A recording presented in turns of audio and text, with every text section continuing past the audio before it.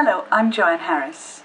My new book is called Blueeyedboy, and it's a kind of murder mystery. I've written these before. I wrote a book called Gentlemen and Players, which was set in a northern town, and this book is set in the same place. It's the story of a man in his 40s, the last surviving brother of 3, who still lives with his mother and dreams daily of being alone in the world.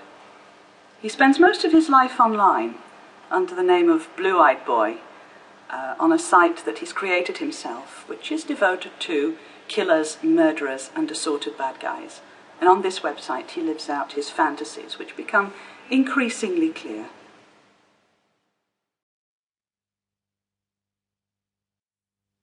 Blueeyedboy by Joanne Harris.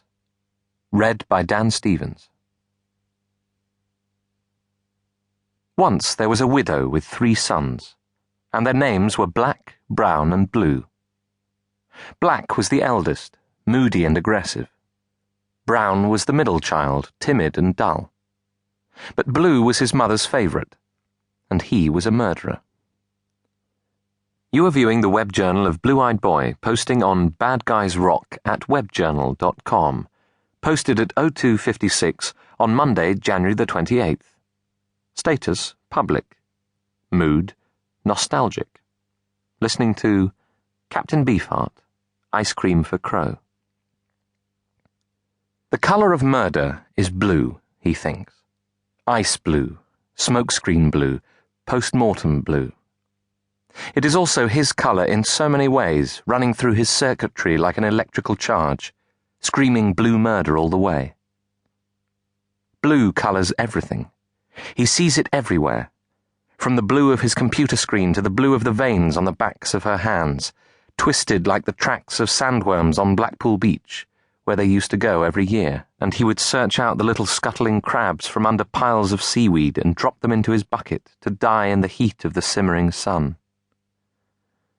Today he is only 4 years old, and there is a peculiar innocence in the way he carries out these small and guiltless slayings.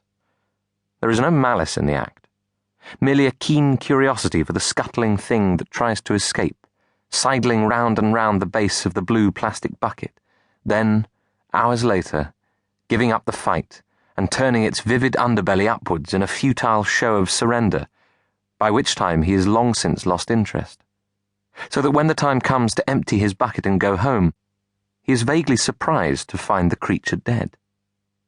His mother finds him poking the dead thing with a fingertip. "Don't play with that," she tells him. "It's nasty. Come away from there." "Why?" he says. "They're dead. I collected them all and now they're dead. It's not your fault. It was just an accident." An accident, he thinks to himself. Already he knows that this is a lie. It was his fault, and the fact that his mother denies this confuses him more than the feverish way she clasps him in her arms. He pulls away and she kicks sand over the rest of his catch, smiling and singing, "Whoops, all gone," holding him tightly, so that no possible taint of guilt may darken the gaze of her blue-eyed boy. He is so sensitive, she thinks. His brothers are another race, with their scabbed knees and their uncombed hair and their wrestling matches on the beds. His brothers do not need her protection.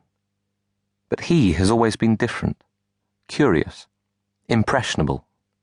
"You think too much," she tells him sometimes.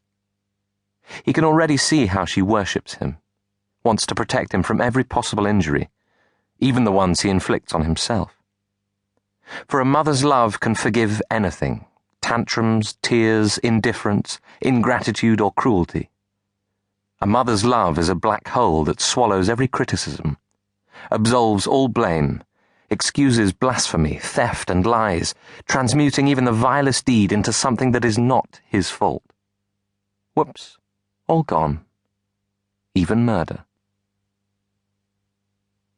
Post comment. Captain Bunny Killer. LOL dude, you rock. Claire de Lune. This is wonderful, Blue-eyed boy. I think you ought to write more fully about your relationship with your mother and the way it has affected you. I look forward to reading the next chapter. Jenny Tricks. Post deleted. Jenny Tricks. Post deleted. Jenny Tricks. Post deleted. Blue-eyed